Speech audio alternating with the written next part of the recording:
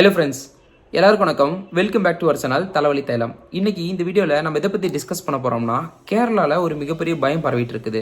அதுக்கு காரணம் என்னன்னு பார்க்க போனீங்கன்னா, கடந்த 3 மாதம், அதாவது மே, ஜூன், ஜூலையில் கடந்த 3 மாதத்தில் 3 குழந்தைகள் இறந்து போயிருக்குது. மே மாதம் 5 வயசில் ஒரு குழந்தை, ஜூன் மாதம் 13 வயசில் ஒரு பெண் குழந்தை, ஜூலை மாதம் 14 வயசில் ஒரு ஆண் குழந்தை. இவங்க தொடர்ந்து மாசம் இறந்து போயிருக்காங்க. அதுக்கு காரணம் என்னன்னு பார்க்க போனீங்கன்னா, மூளையை தின்னும் அமீபான்னு சொல்றாங்க. பிரெயின் ஈட்டிங் அமீபா அப்படின்றதுனால அந்த குழந்தைகள் 3 பேர் இறந்து போயிருக்காங்க. இந்த பிரெயின் ஈட்டிங் அமீபா ஒன்ஸ் நம்ம உடம்புல என்டர் ஆயிடுச்சுன்னா அதோட இறப்பு வீதம் எவ்வளோன்னு பார்க்க போனீங்கன்னா 97% காப்பாற்றவே முடியாதுன்னு சொல்றாங்க. இதுக்கு காரணம் அந்த அமீபா நீர்நிலைகளில் இருக்கிறதுனால தான். சப்போஸ் நம்ம நீர்நிலைகளில் போய் குளிக்கிறதுனாலையோ இல்லை ஸ்விம்மிங் பண்ணுறதுனாலையோ இந்த அமீபா டைரெக்டாக நம்ம மூக்குக்குள்ளே போயிடுதுன்னு சொல்கிறாங்க. மூக்குக்குள்ளே போன அமீபா நம்ம நரம்பு மண்டலம் வழியாக மூளைக்கு போயிடுதுன்னு சொல்கிறாங்க. மூளைக்கு போயிட்டு அந்த அமீபா நம்ம மூளையில் இருக்க திசுக்களை சாப்பிட்றதுக்காக ஒரு சில என்சைம் சுரக்குதுன்னு சொல்கிறாங்க. அந்த என்சைம் சுரக்கப்பட்டு மூளையில் இருக்க செல்ஸ் எல்லாம் டிப்ளீட் ஆகுது. டிப்ளீட் ஆனோடனே அந்த மூளை திசுக்கெல்லாம் அந்த அமீபா சாப்பிட்றதுக்கு எதுவாக மாற்றுது. அப்படி மாற்றினோடனே உடனே மூளையை சுத்தமாக சாப்பிட்டுது, மனுஷனு செத்து போயிடுறான். அதனால தான் சொல்கிறேன், பிரெயின் ஈட்டிங் அமீபா சப்போஸ் நம்ம உடம்புக்குள்ள வந்துச்சுன்னா 97% இறப்பு வீதம் கன்ஃபார்ம்னு சொல்கிறாங்க. ஸோ இதுக்கெல்லாம் காரணம் நம்ம ஊரில் சுத்தமாக அவேர்னஸ் இல்லாதது தான் காரணம். ஸோ நம்ம ஊரில் இருக்க பசங்களாம் நான் தலைகீழாகத்தான் குதிப்பேன்னு சொல்லி கிணறு, ஏரி, குளம், குட்டைன்னு சொல்லி கண்ட தண்ணியில் அந்த தண்ணியோட கண்டிஷன் எப்படி இருக்கும் கூட பார்க்காம பச்சைன்னு இருக்கும் தண்ணி. அதோட சாயில் எப்படி இருக்குன்னு தெரியாது. அது ரொம்ப மோசமான தண்ணி, டேமேஜ் ஆகிருக்க தண்ணி. அந்த தண்ணியில் எவ்வளோ அமீபா பாக்டீரியாஸ் இருக்கும், அதில் அப்படியே குளிக்கிறதுனால அந்த அமீபாலாம் தண்ணி கூட சேர்ந்து மூக்குக்குள்ளே போயிடுது. சப்போஸ் வாய்க்குள்ளே போயிடுச்சுன்னா ஒன்றும் பிரச்சனை இல்லை, அது செரிமானம் ஆகிடுன்னு சொல்கிறாங்க. பட் மூக்குக்குள்ளே போகிறதுனால அந்த தண்ணி நரம்பு மண்டலத்திலேயே மூளையை போய் மூளையை சாப்பிட ஆரம்பிச்சிருது.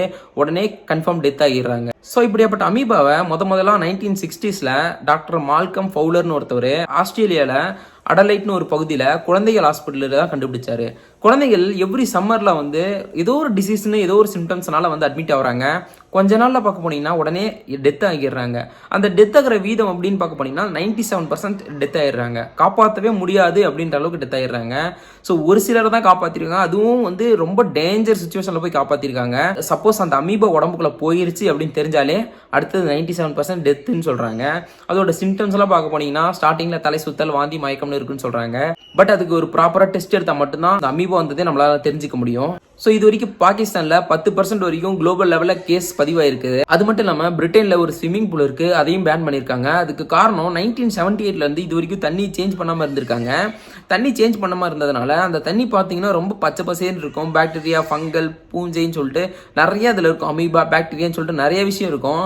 அப்படி இருக்கிறதுனால இந்த மாதிரி நிறைய பிரச்சனை வரதுனால அந்த ஸ்விம்மிங் பூலே பேன் பண்ணியிருக்கிறாங்க. ஸோ இந்த அமீபா மொத்தம் 3 ஸ்டேஜில் காணப்படுதுன்னு சொல்கிறாங்க. ஃபர்ஸ்ட் ஸ்டேஜ் சிஸ்ட்னு சொல்கிறாங்க. ரெண்டாவது ஸ்டேஜ் ட்ரோபோசாய்டுன்னு சொல்கிறாங்க. நம்ம மனுஷ உடம்புக்குள்ள இந்த ட்ரோபோசாய்டு அப்படின்ற நிலைமையில இருக்கும்போது மட்டும்தான் அந்த ஸ்டேஜில் மட்டும்தான் அமீபா உள்ள வருதுன்னு சொல்கிறாங்க. ஸோ இந்த சிஸ்ட்ன்றது பார்க்க போனீங்கன்னா தண்ணியே இல்லாத சூழ்நிலையிலும் வளரக்கூடிய தன்மை கொண்ட அந்த அமீபா, அதாவது 10 டிகிரிலேருந்து 45 டிகிரி செல்சியஸ் வரைக்கும் இந்த அமீபா வளரும்னு சொல்கிறாங்க. அதனால சம்மர் காலத்தில் வெயில் அதிகமாக பீக்காக இருக்க டைமில் இந்த அமீபா இன்னும் வளர்ச்சி அதிகமாக இருக்குன்னு சொல்கிறாங்க. அது மட்டும் இல்லாமல் இந்த அமீபா ஃப்ரெஷ் வாட்டரில் மட்டும்தான் வளரும்னு சொல்கிறாங்க. நம்மளாம் நினச்சிட்டு இருப்போம் சுத்தமான தண்ணியில் எந்த ஒரு பிரச்சனையும் இருக்காதுன்னு நினச்சிட்டு இருப்போம். பட் இந்த அமீபா ஃப்ரெஷ் வாட்டரில் மட்டும்தான் வளரும்னு சொல்கிறாங்க. சால்ட் வாட்டரில் சுத்தமாக வளராதுன்னு சொல்கிறாங்க. ஸோ கடல் தண்ணியில் இந்த அமீபா சுத்தமாக இருக்காதுன்னு சொல்கிறாங்க. அதே மாதிரி கோல்டான பிளேஸ்ல இந்த அமீபா இருக்காதுன்னு சொல்கிறாங்க. ரொம்ப வெயில் பீக்காக சூடாக இருக்க டைமில், அதாவது 10 டிகிரி செல்சியஸ்லேருந்து 45 டிகிரி செல்சியஸ் மட்டும் தான் இது வளரும்னு சொல்றாங்க. கேரளால இந்த மாதிரி வெயில் பீக்கா இருக்க டைம் மே, ஜூன், ஜூலைல தான் இந்த மாதிரி அமீபா அஃபெக்ட் பண்ணிருக்கு. அதனால தான் டெத் ஆயிருக்குன்னு நமக்கு தெளிவா தெரியுது. ஸோ சப்போஸ் அந்த அமீபா உள்ள வந்துருச்சுன்னா, உடம்புக்குள்ள வந்துருச்சுன்னா என்ன மாதிரி சிம்டம்ஸ்லாம் தெரியும்னா, நான் முன்னாடியே சொன்ன மாதிரி தலை சுற்றல், வாந்தி, மயக்கம்னு கண்டிப்பா இருக்குன்னு சொல்றாங்க. ஸோ இந்த அமீபா பற்றின ஒரு அவேர்னஸ் இருக்கிற டாக்டர் என்ன பண்ணுவார்னா, ஸ்பைனல் கார்டில் செரிப்ரோ ஸ்பைனல் ஃப்ளூயின்னு சொல்லிட்டு ஒரு லிக்விட் டெஸ்ட் பண்ணுவாங்க. அது மூலமா அங்கே அமீபா இருக்கா இல்லைன்னு சொல்லி ரியாக்ட் பண்ணிடுவாங்க. ஸோ அது மட்டும் இல்லாமல் இன்னொரு டெஸ்ட் பண்ணுவாங்க, பிரெயின் டிஷ்யூ டெஸ்ட்னு சொல்லுவாங்க. அங்கே பிரெயினில் இருக்க டிஷ்யூல எடுத்து அதில் அமீபா இருக்கா இல்லையான்னு செக் பண்ணுவாங்க. ஸோ சொல்ல போனால் அந்த 2 டெஸ்ட்டுமே ரொம்ப பயங்கர வலிமிகுந்த டெஸ்ட்டாக இருக்குன்னு சொல்கிறாங்க. அது மட்டும் இல்லாமல் இந்த டெஸ்ட் ரொம்ப சேலஞ்சிங்காக இருக்குன்னு சொல்லுவாங்க.